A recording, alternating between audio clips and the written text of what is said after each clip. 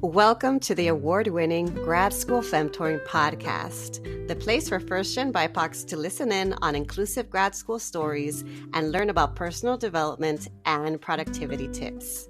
This is Doctora Yvette Martinez-Vu, a certified coach, consultant, and author, and I will be serving as your Femtor, providing you with insider knowledge to help you reach your personal and professional goals.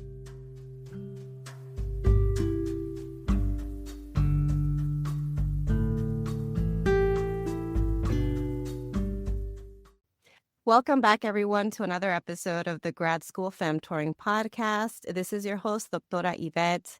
Today, we are going to cover the topic of graduate admissions, affirmative action, and how to support first-gen BIPOC students in higher ed in light of the Supreme Court's decision to end race-conscious admissions.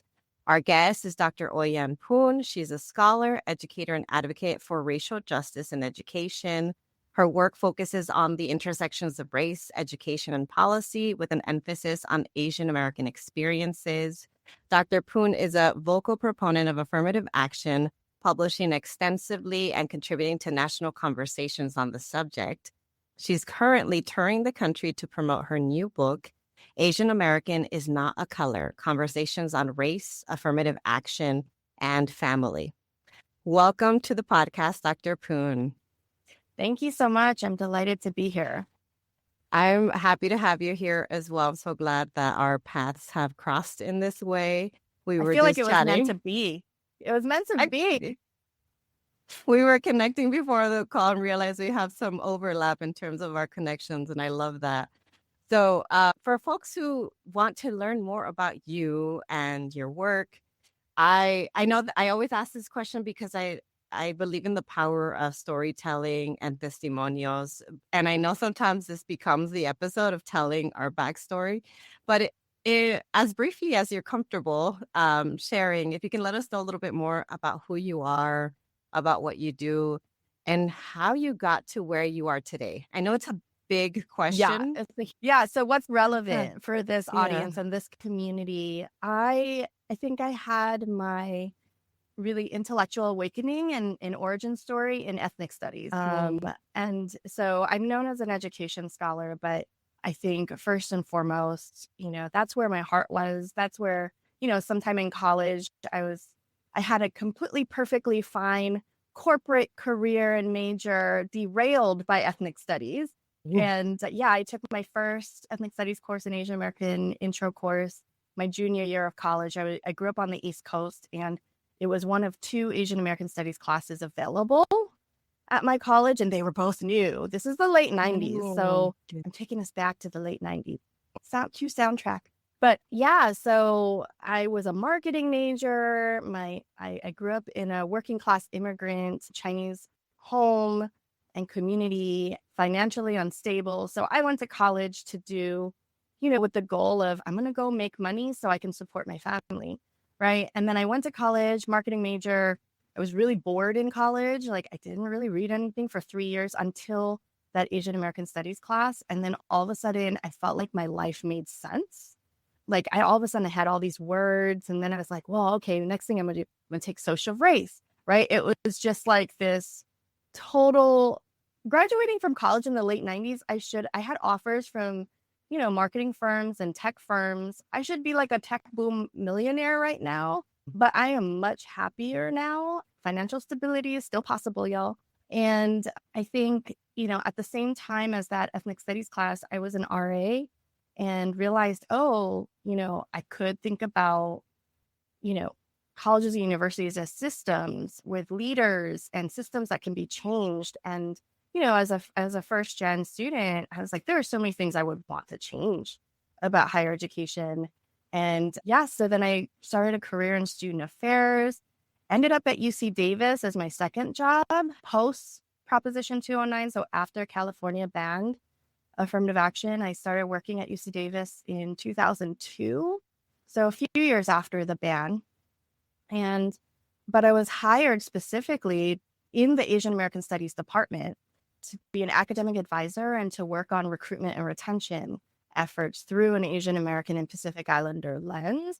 Back then at Davis, outside of Sacramento, the position that I was in was created because Asian Americans had been experiencing a whole slew of violence, incidents of anti-Asian violence and harassment, and students came together, not just Asian Americans. And I write about this in my book, that Asian Americans and African Americans and the Chicano community and Native students, they all came together and they were like, yes, let's support the Asian American community, but we are all linked together, so we need to fight for each other. And they made a whole lot of wins. One of those wins was my position. And from there, I was always advocating. I burned out pretty quick, in that kind of a position. And I was constantly trying to advocate for change at the university. And the higher ups were always saying, well, where's the evidence? Where's the data? And that's how I kind of stumbled into my academic career, because I was complaining. I was like, where am I supposed to find this data? And the professors I was working with, they're like, you go to grad school to learn how to get data. You go to grad school to learn how to communicate with data, to uplift our communities. And I was like, oh, that's what a PhD is for? I had no idea. And I fell in love with research and writing. And, I have another 20 years left on a career, but I was tenured in education departments. I have since, so my whole research career was really focusing on racial politics and ed policies like race-conscious admissions and this weird position Asian Americans are often in these policies. And then the Supreme Court ruling happened in 2023. Yeah. I mean, I'm fully in my midlife crisis, right? Plus, it's like my whole career was on this area, advocating for it, defending it, pushing forward for equity and diversity and inclusion and accessibility. And now we find ourselves here in this moment in 2025, right? And so because of this long career that I've had, I got a call. I'm in Chicago. I got a call from my governor's office after that Supreme Court ruling. And they asked me to be a consultant to them on higher education. Like, what now? Right. And I was like, yeah, if I'm going to leave tenure, academic life, academia, sure, I'm going to do this. This is a short-term thing, perhaps, but maybe this will lead to something else. But it's really meaningful. We talked about, I'm a mom. You're a scholar mom. We're scholar moms. Yeah. This is really meaningful. My daughter's 9, going on 10, to work with state leadership on things that are really going to matter for our communities is huge. Like this, what now, post race conscious admissions. So I'm trying to find my way in my midlife crisis. One thing that wasn't clear to me as you shared your story is, did you leave your tenured position to accept the consulting position? So, the tenure track, tenure life, I don't know about you. I have lived it all across the country in 8 different metropolitan areas, pursuing that dream of the tenure life. And so I was born in Massachusetts. We talked about how I did grad school in California. I worked in DC. And then I landed my first tenure track position in Chicago. So I moved everywhere. And then when you pursue that career, there's never a guarantee you get to live where you want to live. And so then I uprooted my family in 2017 to go to Colorado, got tenure in Colorado at Colorado State. And living there, a couple years in, my husband and I were like, this is not working for us. And I was like, shoot, you can't just be like, as an academic, it's really hard to just be like, I need to live there, so I'm going to get a job there. Right. And I got a job, thankfully, at the Spencer Foundation, which is a research foundation in education. And they're located here in Chicago. And that's what brought me back. So it was kind of like a half foot out of the academy. But because it's a research foundation, I was still very much in the academy, if that makes sense. Right. Yeah. So I left the Spencer Foundation to become a consultant for the governor's office, because foundation life, that's a whole nother kind of career field. It is hectic, right? And so, and then of course, working with government is also really juggling a lot of balls. So I had to make a decision, and I decided to I decided the short-term thing and see what the adventure of learning something new and working with my governor's office. Yeah, and choosing where my family needs to be, where our people and our communities are. So that's a big decision, I think, in this academic life. Is like, are you pursuing that tenured life dream at the expense of where you need to be and where your people are? That's a big question. Mm-hmm. I'm so glad that I asked you and that you were willing to go there, because we could have easily gone straight to the topic today. But now that you have framed your background and experience as having moved around and also made all of these pivots, it just goes to show the breadth and the scope of the knowledge that you have acquired of higher ed within and outside the walls of higher ed, from starting out, you're like, I'm going to be a marketing major, to I'm going to go into student affairs, to I need the data, I'm going to get a PhD, to I'm going to go the tenure track, willing to make those sacrifices of, for folks who don't realize it, of having to uproot your family multiple times for the hope of landing tenure, then getting to that point of tenure. Some folks are in that midlife where some of us are part of that sandwich generation of, we have dependents, both in terms of our children and sometimes our parents, and realizing, you know what, I'm being called to be in a certain place and this is not working. It doesn't always align perfectly where you get your job and where you need to be. What, like you asked right now, where do you need to be? As I appreciate you sharing that, because I think that it's helpful for listeners to hear the very realities of what you're facing when you pursue a career that's so in line with who you are and what you believe in. And sometimes things don't just fall neatly into place, and yet you still have figured it out. And it reminds me of the topic of, what do we do now in 2025? Goodbye to affirmative action, goodbye to DEI policies. Structures are literally falling apart, or yes, literally burning as we speak. We're recording this in mid-January and the fires are raging in SoCal. Both of us have loved ones in the area. And these are the conversations we need to be having about. I was going to ask you, like, what inspired you? But I feel like that's so obvious now, of why you decided to pursue this work and why you decided to write.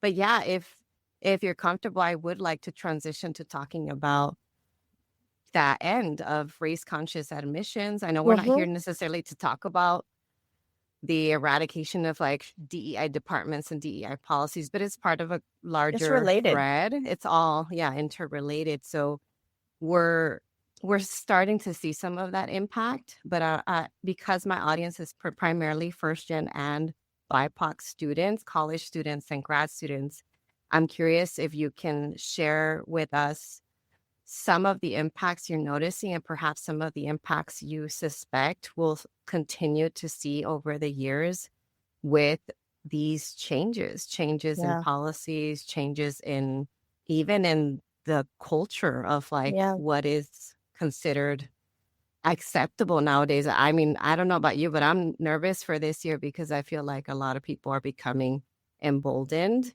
in ways that are really, really harmful to our communities and community care in general. Yeah, I mean, I'm glad you mentioned community care, because I think we need it. We need to double, triple down on that more than ever, for sure. What we do now, I feel like I'm glad I kind of started my career in California post 2009, post affirmative action ban there, because I feel like I'm reliving. In some ways, our country is reliving what California went through, right? So what we saw in the late 90s, early 2000s in California at the public universities is what we're seeing nationally, generally speaking, right? So we are seeing decline. I mean, that said, like you and as a social scientist, I have to say 1 year of data does not make a trend. However, what we do know is in tracking some of these data, and Ed Reform Now is a fantastic website that has a tracker on there that my colleague James Murphy has been keeping up. So if you want to take a look at that, at some of the most highly rejective colleges and universities on undergrad admissions and enrollment, it's really enrollment, not admissions. Those are two different things. But we are seeing declines, particularly in Black undergraduate enrollments at some of these like fancy top 50, whatever colleges and universities for undergraduates. We're seeing some declines for Latinx and Native Americans as well, but we're also seeing kind of ups and downs for Asian Americans. And so it's an unclear, more of a mixed bag, but also similarly with Latinx, I think there's some campuses where there are bright spots. So I can specifically talk more about like Yale University. One of my former students who was the longtime dean of La Casa, you know, she has shared with me how much the university has invested over the last almost 10 years in partnering with local Latino communities and families. So when they do recruitment, they do whole family recruitment. So they lean into community cultural wealth. And you see that as a trend. And we can say that there is an increasing trend of Latino students going to Yale. But that wasn't because of, obviously, it wasn't because of the Supreme Court ruling, but it was because of several years of investment in relationships and ties between communities and the university to enroll students, understanding culturally, we're not just enrolling individuals, we're enrolling families and communities, right? So I love that leaning into the community cultural wealth idea. And what it really tells me, and I think this is something that's really important for us to remember, is that it's not a foregone conclusion that we have to lose diversity, right? There are things that colleges and universities can still do and continue to do. Nothing in the ruling said they can't do intentional recruitment on the application side and on the enrollment side after people are admitted. Unfortunately, there's a lot of colleges and universities that are like throwing their hands up and saying like, we can't do anything. Hate recruitment. We're not going to collect data anymore. We're not going to do this or that because we're scared of getting sued, right? And I think the first maybe 10 years in the UC, the University of California, after Prop 209, I think we kind of saw that as well. But two things happened. One, the community came together and fought. And I don't know if you remember this, but like people fought. In 2006 or 7, UCLA had less than 100 Black students. Yes, I was part of that cohort. That was my year. Cohort. Yeah, I'm a baby in that case. I remember it was 96 students. Yes. I remember that. Yes. Yeah. Right? Remember that? And you know what happened after that? I mean, there was a big outcry. There was protests. There were, you know, marches onto the Regents meetings. I was a first or second year grad student. So we did overlap in That's Westwood. Wild. Yeah, because I actually was involved in the African Arts Ensemble at the time. I was involved in all kinds of different types of performance working and student groups. And one of them was the African Arts Ensemble. And I remember that cohort of like those of us from that year who got entered, that was the big conversation, was that there's only 96 Black students, that this is not okay. And there was a lot of activism on campus because of that. Yeah. So the community has to come together and say, this is not okay, right? We can't throw our hands up. And I know that I'm seeing across the country, there are student groups that are coming together to do that. I do want to, I mean, it's a lot of burden to ask of students, but it can't just be students. It has to be alumni. It has to be, you know, various state faculty, staff, right? Folks have to come together to fight together for what we deserve, our communities deserve and are entitled to. The other thing is then the universities also responded, right? So there have been different experiments, I think, different trials and learning from trials and errors and trying to improve, right? So that takes a long time. The pressure can be like acute and immediate, but the leadership in the universities have to also move long term too. And we're seeing results from that. This last year, UCLA announced that they had the most diverse incoming class ever, right? Pre-209, post-209 ever. And we can say, like, obviously with affirmative action, it would be even better, but that there was this kind of recovery over the last 25, 30 years is something that we need to hold for this next 20, 25 years, right? And we don't have to accept, oh, shoot, we can't do race-conscious admissions. We can't do affirmative action anymore. Oh, well, right? That cannot be the attitude. We have to keep fighting and we have to fight together. And we have to understand this is a long game. Right. So it's not over. Definitely not. And like you said, if anything, we can learn from California. Mm-hmm. Another thing you mentioned earlier that I just want you to clarify for the listeners is, can you distinguish the differences between admissions and Oh, enrollment? yes. Because I want to make sure that that's clear. Yeah, now we're getting in the weeds. So oftentimes when we think about admissions, we just think about who's on campus. But who's on campus is a result of multiple stages of a system. So colleges and universities recruit, right? You can't admit who's not in the pool of applicants. So you want to try to make sure that the students who have applied are folks that represent a diversity of talents and characteristics and, a rich pool of applicants that you can then select from and admit. So once you were admitted, I'm sure everyone listening here, if you're remembering getting into college, right, you got typically more than one admission offer, right? Then you had to decide, where am I going to go, right? So then the percent of who gets admitted is typically very different than who actually enrolls, right? So a place we know from data that in California, Californians, students of color from California, when they get admitted to the UC, most of the time, there's high percentages of heck yes, I am going to UC whatever, right? Yeah. People of color in California, we love the UC. We love the Cal State, Don't want to leave California. We don't want to leave California. Yes, right? So that's just the case versus, honestly, when white Californians get admitted to the UC, I haven't looked at the numbers in a while, but it's way low percent that when white students get admitted, they actually go. And I remember talking to my advisor back in the day. I was like, why is this? Why wouldn't you want to go to UC? What? And he was like, white kids got a lot more opportunities. They can go elsewhere. Right. And I was just like, oh. And so, right. So there's a difference when we're a college and you're admitting somebody, you're kind of playing the odds like Vegas odds. If I admit Yvette, is she going to come?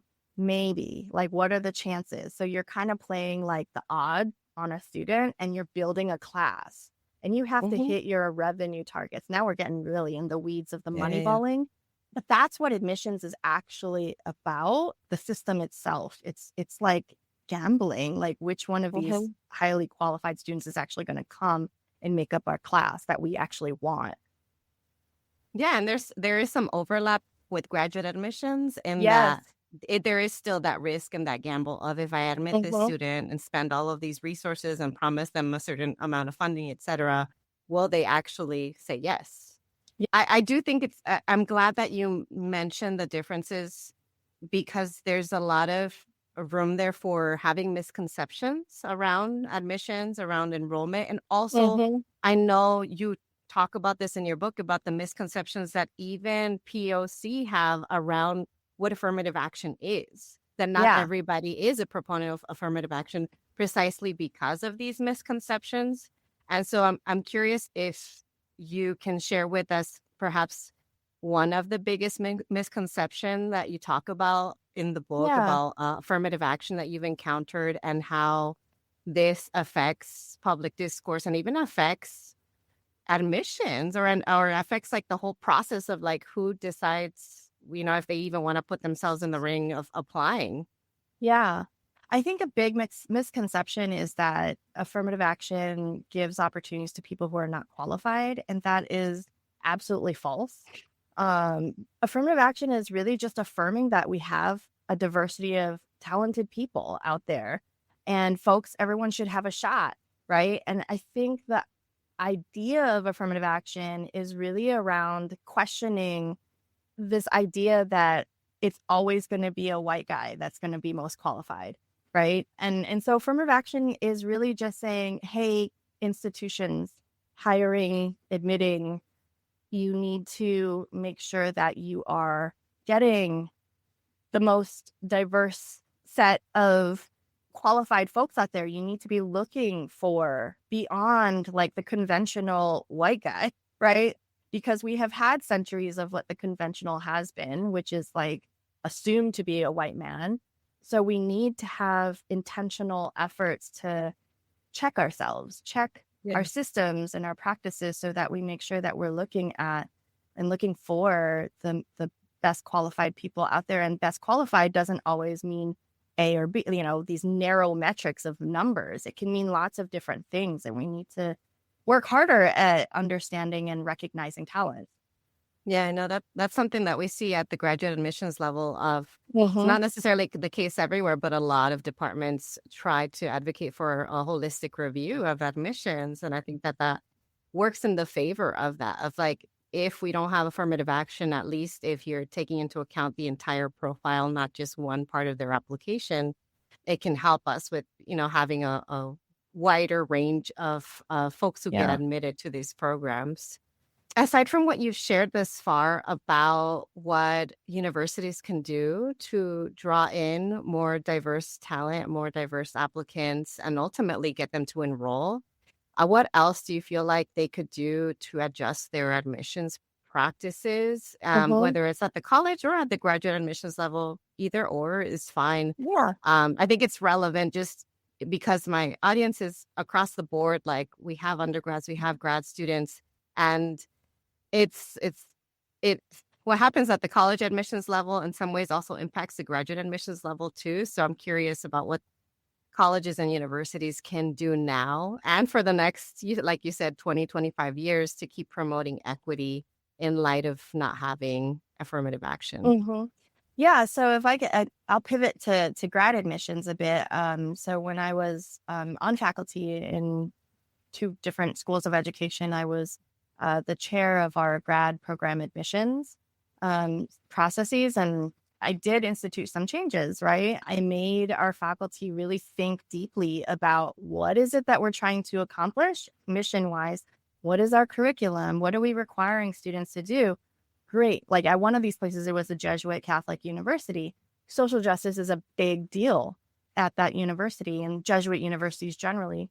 And so I was like, if we're going to take social justice seriously as part of our mission, what does that actually mean?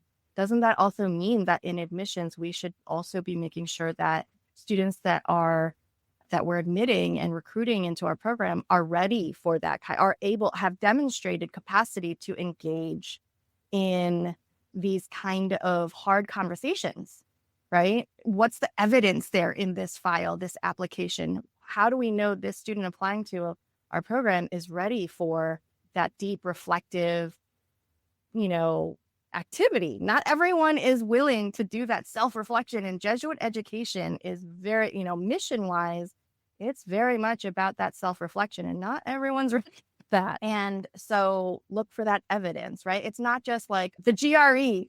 That thing does not tell us anything that would help us understand whether this applicant is going to connect with our social justice mission and curriculum. Right? So we didn't really look at that. Instead, we looked at like, okay, what courses did this person take? Does that demonstrate something? What's the personal statement say? What does their CV say in terms of, or letters of recommendation? How does it tell us a whole story about this person and whether or not they would match up well and thrive, right? Would this person thrive in our program was a question. So that was on kind of more of a meso or micro level. At a larger level, these institutions, I know some of them are partnering with HBCUs, historically Black colleges and universities, and HSIs, Hispanic serving institutions. If it's like a STEM program, grad program, they're partnering with the STEM department in those minority serving institutions to create a pipeline of students, right? And so I know that's a proven model that the UC Davis Medical School has, like the largest percent of Black med students now outside of an HBCU med school. And partly that's because of the partnerships they've had with HBCUs. So again, long-term investment, partnering. So college and universities can do a lot. It's whether they're willing to, does their leadership have the, tenacity to actually walk the talk of we value diversity. Okay, do you really? Like, how are you going to what are you actually doing to show that? So I think there's a lot of different things that universities can do in grad programs to diversify. Right. And even just with what you shared of asking the tough questions, like figuring out what are the main kind of cultural priorities of the department and how you want to even extract that information from an application, not just from, say, a test score, which doesn't say anything about a student's ability to succeed in graduate school. And then the other example of we're seeing more partnerships. And I've witnessed that too I've seen a lot more folks using NSF funding to create summer research programs to develop these pipelines across HBCUs, across HSI cities. And I also see I have one student, for instance, that I work with who's part of a dual degree program where they're enrolled simultaneously in an HBCU and another university at the same time. And so I just find it interesting that we're seeing more of this, of like thinking outside of the box, doing more partnerships, more collaboration, really just kind of rethinking the way that we do things. It's not going to be as straightforward. At least that's kind of what I'm interpreting based on what you shared. There's no cookie cutter approach. It's not just check these boxes and you're good to go. It really is like what I tell a lot of people that I work with when they're thinking about applying to graduate school is you got to find the right place for you. And you want to find as many reasons possible for making sure that this is the right place for you. Are there people there that are going to have your back? Do they have the resources that are going to support you? Do they have the infrastructure? Do they have the programs? Do they so the more you can back up, like this is the right program for me because of X, Y, Z, the higher the chances are that you can convince them because you've convinced yourself. Yeah. And so that's a little bit of what I'm hearing, at least in terms of graduate admissions, that we really have to think more broadly or rethink how we do things. And we're going to have to get more creative just in terms of making sure that we bring in more people and that we don't let the lack of affirmative action completely dismantle collapse all of this. Yeah, collapse all the work that these institutions, departments, programs have worked so hard for. Yeah. Right. Oof. I feel like I need to take a breath. I was going to ask about staff and faculty and administrators because there's so much that can be done on different ends. And right now I'm thinking particularly about promoting the well-being of students because so much of what we're seeing right now is directly or indirectly impacting our well-being, whether it's like our physical health or even our basic needs to our mental health if we're witnessing things from afar. And it's hard. A lot of folks are choosing to just kind of return to normal as soon as there's any kind of crisis, just return back to quote unquote normal as soon as possible. But I'm sure you agree with me that that's not the best case scenario. You mentioned the importance of community care earlier. Community care. Yeah. So I'm curious if you had anything else to say about that, about how we can continue to support our students, especially our students who are the most impacted by the current events that we see happening today, the global crises, climate disasters, changes in policies, et cetera, the new administration and changes in political climate too. There's so much going on right now. We need to take care of ourselves too, but I'm especially thinking about students right now. If there's anything that staff members, and I'm glad that I know now that you worked in student affairs because you have that lens too. Like so staff members, faculty, administrators, and just the greater campus communities.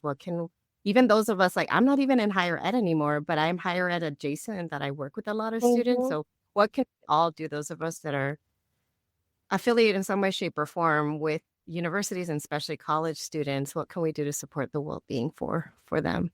I think, it is about the community care. So I'm going to think about how I think I was practicing community care when I was a doctoral student without really understanding. I had never heard of the term community care at the time. I just knew it's just the right thing to do. I just called it like community building. It's helping each other out.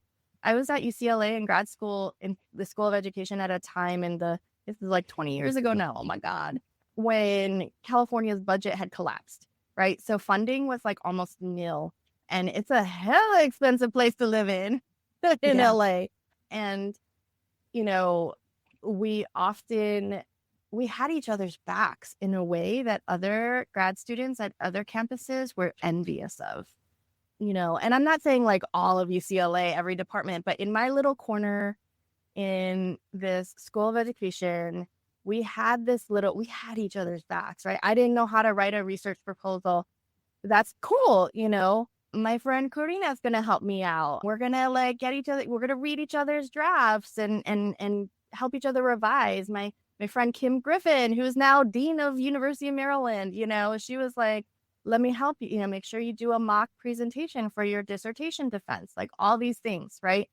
And we had each other's backs. We didn't have a whole lot of time with our faculty sometimes. Danny Solorzano is legendary. Okay. And he was my co-advisor. But to get a meeting with Dr. Solorzano, you had to line up around the corner outside the office. I'm sure there's some technological way to do this right now, but like 20 years ago, we had to light up. And he had a paper scheduling book, right? And, so when people's times are formal advisors had so much going on in their lives and our funding was very little, we only had each other, right? And so that was a choice that our community made versus I remember a friend at UC Santa Barbara in the same program. They were like, yo, you guys actually seem to like each other. And I was like, yeah, what are you talking about? And they were like, yeah, we don't like each other. We don't share nothing with each other because it's going to get stolen. Right. So when you mention applying to grad schools and trying to see where to go, I think this is one of the things you want to like suss out too. Is like, what's the student culture? Like, are they backstabbing? And the only way to really find that out is to like connect with those students. So hopefully you find yourself in a space like that where it is about community care and you're lifting each other up. And to this day, 20 years later, we're still lifting each other up and we're still writing together and, sending each other opportunities and stuff. Right. So, and checking in with each other. We've been checking in with each other and said like, yo, did you hear about this professor? One of our classmates lost their house in the fires. What do they need? What can we do? Right. And so it's a tough time. Here in my little corner in Chicago, it's no secret that the new regime says that they're going to come after Chicago. And so our schools my little school, like our teachers were, and our parents and everything, we're talking about what are we going to do to get each other's backs? Like, how do we protect each other? I am generally very introverted, so I have not hosted, plus like post-pandemic, I have not hosted a house gathering in many, many years. But this is the first time in a couple weeks is the Lunar New Year, and I'm hosting a little small gathering of like families to celebrate the new Lunar New Year of the Snake. And, secretly it's more like, so we have to like build up those ties so that we have each other's backs and also knowing when you need to step back. Cause I don't think we're going to play different roles, right? Like at different times, we all play different roles in crisis. And I think about if I can give a recommendation for a reading, Deepa Iyer has this great children's book, We Are the Builders. And it has like this framework of 8 different roles that people can play at different times in our communities to lift each other up. And sometimes you're feeling like this is where I'm at, one of these 8. But you know what? Tomorrow I'm not feeling it right now. And I just need to sleep. Okay.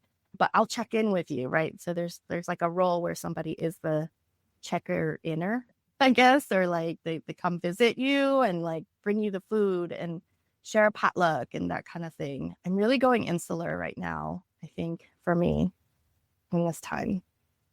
Insular in a small community way, not just insular into my own head, right? Yeah, I appreciate you reminding us the importance of building community and being intentional about that, even in the process of selecting graduate programs, because that's something that you can discover in doing your own research, talking to people who was a grad student at UCLA who was not in the education department. Maybe I should have been. I feel like I was brought in and welcomed into that community, into Danny's community. So you knew the Yeah, oh vibe. yeah, oh That yeah, vibe and I was was real. I was envious, and That that's was why real. a lot of us started our own like collectives and our own writing groups, because we were missing that in our own departments. All this to say, if for some reason you're already a student, you already find yourself in a department that maybe isn't as supportive, you can still build that community. I also love that recommendation of the book, We Are the Builders. I love that it's a children's book, I because know. this is the time, it's always the time, but especially now, to tend to ourselves, to tend to our inner children. You don't have to be a parent or caregiver to get a children's book. And so I'm going to link that in the show notes so that we can all check it out. I'll probably also get it. I love getting the ebook options right Yeah. away and showing my kids too. So anyway, I She love has that. the I love that adult book. reminder. She has the adult book, which is like 200 pages, but you know. If anything, I can link both and you can Yeah. decide what you have the capacity for right now. Mhm. Thank you for sharing that. One more question I want to ask you. It's less about affirmative action. It's more about your work as a public scholar, because another thing that's coming up that's on a lot of people's minds, especially academics, is this fear, so much misinformation. There's Mhm. so much misinformation. And it seems like even with social media, there's like fewer, like there's just, it's just a mess Mhm. out there. And so it's hard to know who to trust, what information you can Yeah. trust. And I think that for those folks who are trained in this kind of work of sharing information, creating knowledge, etc., we need more public scholarship. And so for you, because you've done a really great job of translating your research into Thank public you. impact, of going on this book tour that you've been going on, of using your skills and your knowledge across different spheres, not just in academia. And I know there's a lot of folks who want to do this. They want to take that leap as well.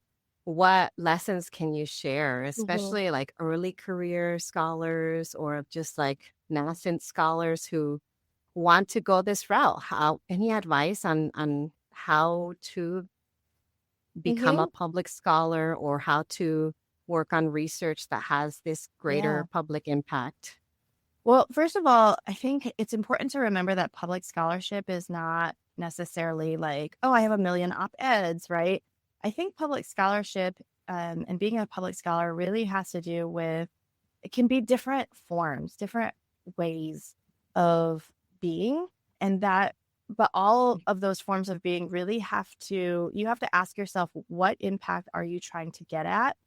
And who do you need to connect with to get it to happen, right? So thinking like a community organizer, I think, right, is like thinking about what is the ultimate outcome that you envision and who has access to that. What's the like doing the power mapping and all of that, and being like, well, how do I want to influence that change, right? Because you're not going to be the solo person that makes that. You're not pulling the lever, right? But what you are doing is informing what's possible, right? So I feel like right now, as a consultant to my governor's office, I'm having the biggest impact, but this is not a public role, right? Like it's not a celebrated public scholar role, right? But I am, but there is a lot of impact, whether people see it widely or not. But that takes time to get where I am. There's other things that can happen. I think the way I got started was as a grad student, there were a lot of conversations at the regents level, right? Trustees level, at the state level, state policymaking, and getting involved in different, like whether it's student government or being, just a community organizer on the ground locally. I think there's a lot of pathways. I know, we're talking a lot about UC because that's our shared experience, but there was a lot of pathways for getting involved in various governance questions in the university, right? As students. And I know that other universities have those pathways. I just don't know what are. But there was a question around I think in 2009, there's a question around like who can apply to the UC as undergrads. And because of my research connected to it. And so then I did a quick analysis of it. There was like a public debate in the news and whatever, and there was like different assertions. And so then I did a quick policy analysis, and I put it out there into the ether onto, I think, like, I don't know, like Facebook, I guess. It's just like, actually, this side gets it partly right. That's, like just even using those levers of social media. That said, social media has changed a lot. So my one caveat and caution, especially as, people of color and early career scholars, is that the right is after us. I got doxxed in 2018, I want to say, right before I got tenure. And it was really scary because my home address was out in the world and there were threats made on my child's life, and so like all kind of awful threats that I'm not even going to say were made. Thousands of phone calls were made to my provost and presidents for my firing. My colleague who I was friends with was the person who had to listen to every single one of those vile calls. There are things that we can purchase. Like, I have a subscription to something called Delete Me. Join Delete Me is the website. And you pay, I think I pay like $300 a year to have all of my information scrubbed from the internet. So now if someone tries to find my home address, they can't, because as a homeowner, that's public record. And so this service scrubs that. And so I feel safer. I'm going to say safer rather than safe. There are risks here. If you've got something to say of consequence, someone once told me, there may be consequences to look out for and protect yourself from. And we have to protect each other from them. So people, when I got doxxed, a lot of really great people across the country, again, texted me. The community care was there again, telling me about Delete Me, telling me about what to do to protect my family. I really appreciate you sharing this, because I feel like this is a potentially vulnerable topic, potentially triggering conversation. I'm really, really sorry that you had to experience something like that. And it's also what I think comes up as a big fear when folks think about going public with their work, is there's always this fear of, like you said, consequences, especially negative or consequences that could impact your safety or sense of safety, actual safety, all kinds of safety. I'm glad that you mentioned the Delete Me app. You're not the only one I know. I know many people, I myself, we have to kind of check regularly to make sure that our public information isn't out there, because we don't know. We do have to protect ourselves. But it sounds like that's not something that necessarily held you back from doing what you do. That's what they want, right? They want us to shut up, right? Yeah. And so how do we find, and what was beautiful in that very scary moment was that my friends, my family came out, like people I hadn't been in touch with for years. They were like, what do you need me to do? And I was just like so overwhelmed. They organized themselves to be like, we're going to be your net out there to like scour the internet to make sure that things aren't getting out of hand, and checking them and documenting everything for you. So I didn't have to document anything. And I'm so grateful for that. Yeah. And so just to know we've got each other's backs, we have to have each other's backs. And I think it's going to get worse in this moment, but this is exactly what they want. They want to silence us, to make us go away. And we have a choice right now. Like, how do we do this safely? Yeah. Thank you for that reminder. As we get close to wrapping up the episode, I'm curious if there was any other question that you were hoping that I would ask you.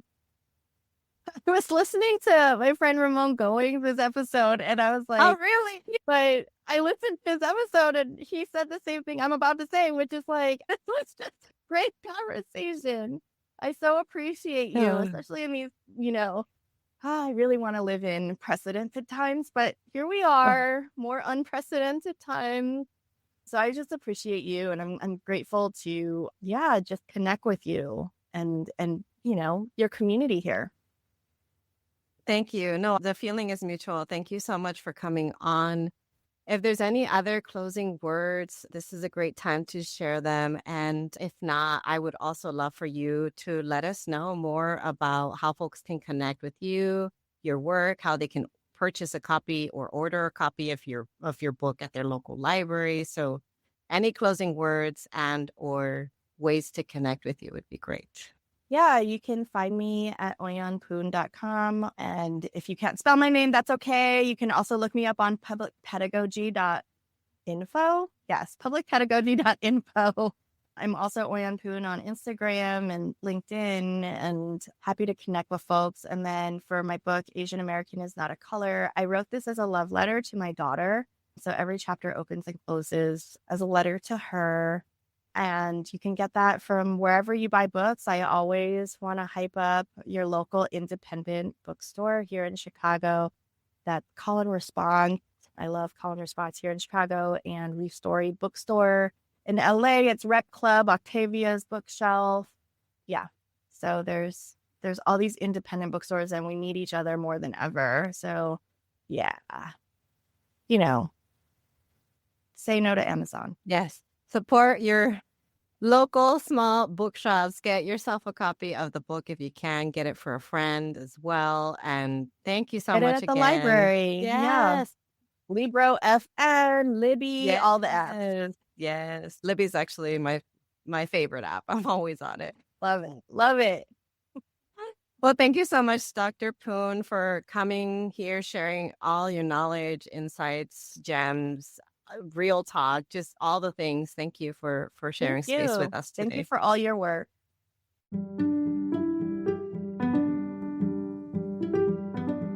Thanks so much for listening. If you liked what you heard, here are 3 ways you can support the show. The first is to make sure you're subscribed and leave a review on Apple Podcasts. The second way is to get your copy of my free resource kit linked in my show notes. This kit includes tools, worksheets, and podcast playlists on all things grad school, productivity, and personal development. The third way to support my show is to follow me on social media. You can find me on Instagram with the handle @Grad School Femtoring and on LinkedIn by searching my name.